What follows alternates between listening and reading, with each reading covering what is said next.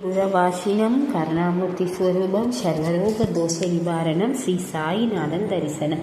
ஓம் சாய்ராம். பாபா நமக்கு ஒரு அற்புதமான செய்தியை கொண்டு வந்துள்ளார். அதை நம் சாய்நாதனின் வார்த்தைகளில் கேட்போம். உங்களிடம் உள்ள மிகப்பெரிய குறை என்ன தெரியுமா? கோபம் என்பதுதான். கோபம் உன்னுடைய ஞானத்தை அளிக்கிறது. பிரச்சனை எவ்வளவு பெரியதாக இருந்தாலும் அது பெரிதாகிவிடும். அந்த பிரச்சனைக்கு ஒரு தீர்வே இல்லை என்றால் அவன் எவ்வளவு கோபமாக இருந்தாலும் அந்த கோபத்தை அந்த பிரச்சனைக்கு தீர்வாக மாற்றக்கூடியவர்கள், அந்த கோபத்தை ஒதுக்கி வைத்துவிட்டு ஞானிகள் என்று நினைக்கக்கூடியவர்கள். கோபத்தை பிரச்சனைக்கு முடிவுக்கு கொண்டு வருவதில்லை, அது பிரச்சனையினுடைய ஆரம்பம் மட்டுமே. ஒரு கோபத்தில் ஏதாவது கொடுக்கும்போது அது நிச்சயமாக ஒரு தவறான முடிவு. ஆனால் அவர் அமைதியான இயல்புடன் கேட்டால் பிரச்சனை அந்த இடத்திலேயே தீர்மானிக்கப்படும். யார் எப்படி எப்போது மாறுவார்கள் என்று சொல்ல முடியாது. எனவே நீங்கள் உங்கள் கோபத்தை நேரத்திற்கேற்ப கட்டுப்படுத்த வேண்டும். நீங்கள் கோபத்தை காட்ட வேண்டும். ஆனால் அந்த கோபத்திற்கு அர்த்தம் இருக்க வேண்டும். மக்கள் மாறுகிறார்கள், மக்களே நீங்கள் மக்களுடைய வாழ்கிறார்கள். அதனால்தான் யாருடன் இருக்க வேண்டும், எவ்வளவு இருக்க வேண்டும், யார் உங்களுடையவர்கள், யார் உங்களுடையவர் அல்ல என்பதை நீங்கள் அறிந்து கொள்ள வேண்டும். அசுத்தங்கள் இல்லாத உங்கள் மனம் ஒருபோதும் பாதிக்கப்படாது.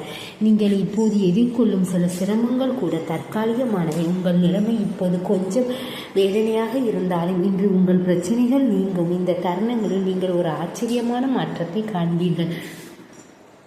சாயி ஆகிய நான் உங்களுக்கு அப்படி ஒரு மாற்றத்தை கொண்டு வருவேன். அது எப்போது வரும் என்று உங்களுக்கு தெரியும், உங்களுக்கு தெரியாது. அப்படி ஒரு மாற்றத்திற்காக பொறுமைக்காக காத்திருங்கள், பொறுமையாக இருங்கள். பாருங்கள், உங்கள் வாழ்க்கை எவ்வளவு பாடங்களை கற்பிக்கிறது. அது உங்களுக்கு எல்லாவற்றையும் தருகிறது. பொறுமை தோல்விதான் வளர்ச்சியின் அடித்தளம். பொறுமையால் முடியாதது எதுவும் இல்லை. எனவே அமைதியான இயல்பை வளர்த்து கொள்ளுங்கள்.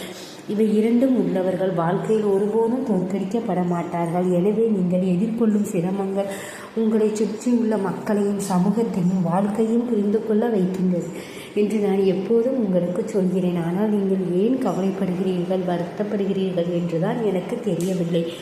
உங்களை ஏமாற்றினார்கள், அவர்கள் உங்களை ஏமாற்றினதனால் நீங்கள் துன்பப்படுகிறீர்கள். இன்று எந்த வழியையோ அல்லது மகிழ்ச்சியையோ அனுபவித்தாலும் உங்கள் வாழ்க்கையில் நல்ல புரிதல்களை கொண்டு வர சாய் உங்களுக்கு தற்காலிகமாக அனைத்தையும் கொடுத்துள்ளார் என்பதை நினைவில் கொள்ளுங்கள். நீங்கள் சாயின் இந்த பாதையை பின்பற்றுகிறீர்கள் என்பதையும் நினைவில் கொள்ளுங்கள். நான் எப்போதும் உங்களை பாதுகாக்க தயாராக இருக்கிறேன். எனவே நீங்கள் யாருக்கும் அல்லது எதற்கும் பயப்பட வேண்டியதில்லை. எந்த நேரத்தில் நீங்கள் தனியாக நடப்பதாக உணர்ந்தால் ஒரு கணம் உங்கள் மனதில் சாயை நிறுத்துங்கள், ஆழ்ந்த மூச்சை எடுங்கள், திரும்பி பாருங்கள். என் குழந்தையே, இந்த சாய் உங்களை விடுவதிலிருந்து பிடிக்க இங்கே இருக்கிறார். நீங்கள் தவறுதலாக வழி தவறிவிட்டீர்கள் என்று நினைத்து இரு கைகளையும் நீட்டிக்கொண்டு நான் எப்போதும் தயாராக இருக்கிறேன். உங்களை வழி நடத்த என் ஆள்காட்டி விரலை காண்பித்தேன். நான் உங்கள் பின்னால் இருந்து உங்களை வழி நடத்துவேன். எனவே நீங்கள் தனியாக இருப்பதாக ஒருபோதும் நினைக்காதீர்கள்.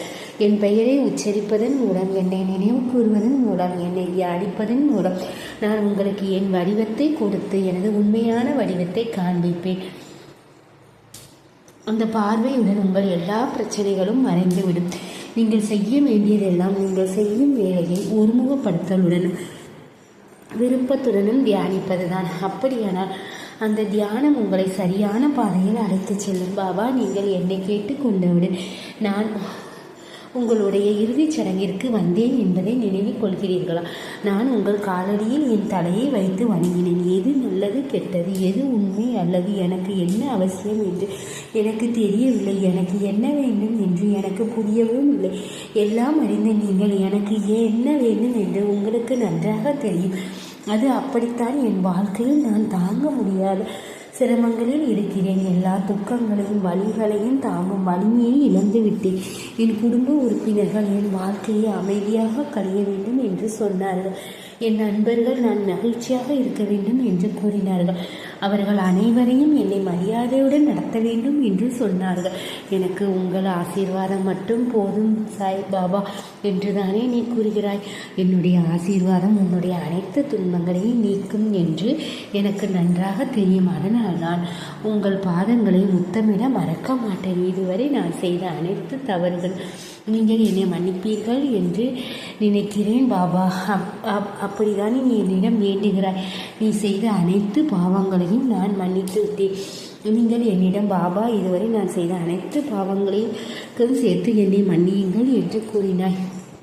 அனைத்தையும் மன்னித்து உன்னை ஆசீர்வாதம் செய்தேன் என்று நீ பிரார்த்தனை செய்கிறாய். இவ்வளவு பெரிய பிரார்த்தனை கேட்ட பிறகு நான் எப்படி உன் மீது கருணை காட்டாமல் இருக்க முடியும் சொல்லு.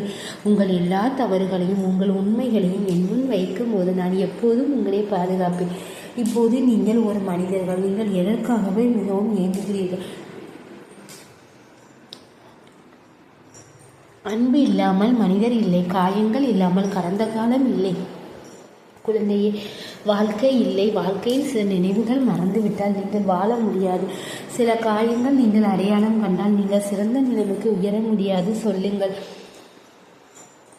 நம்பிக்கைகளுக்கு எல்லை இருக்கிறதா? இந்த இரண்டையும் அறிந்தவர்கள் மட்டுமே வாழ்க்கையில் முன்னேற முடியும். எனவே நீங்கள் எப்போதும் உங்கள் நம்பிக்கைகள் மற்றும் ஆசைகள் அனைத்தையும் ஒரு வரம்புக்குள் வைத்திருக்க வேண்டும். நீங்கள் முடிந்தவரை நம்பிக்கை கொள்ள வேண்டும். அதிகப்படியான நம்பிக்கை அழிவுக்கு அடித்தளம் விடுகிறது. ஒரு நபரில் உள்ள கோபத்தை குறைத்து பாசம் என்றால் என்ன என்பதையும் நீங்கள் புரிந்து கொள்ள வேண்டும்.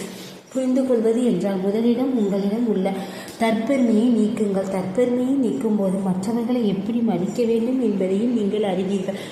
மரியாதை கொடுக்கவும் பெறவும் உங்களுக்கு தெரியும். அப்போதுதான் உங்கள் வாழ்க்கை மகிழ்ச்சியானதாக உங்களுக்கு கிடைக்கும். ஓம் சாய்ராம்.